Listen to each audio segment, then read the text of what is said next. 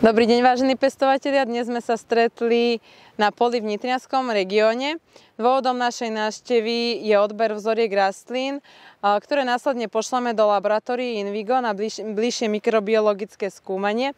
Je to jedna z činností, ktorú vykonávame pre vás, našich zákazníkov, aby sme vám vedeli dávať lepšie a cieľnejšie odporúčania.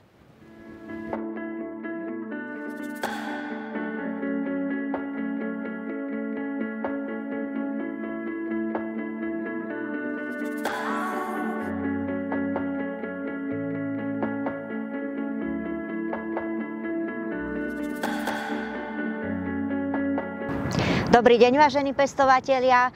Odberom vzoriek na západnom Slovensku sme neskončili, pokračujeme tu na strednom Slovensku a následne budeme u kolegu na východnom Slovensku. Tak poďme na to.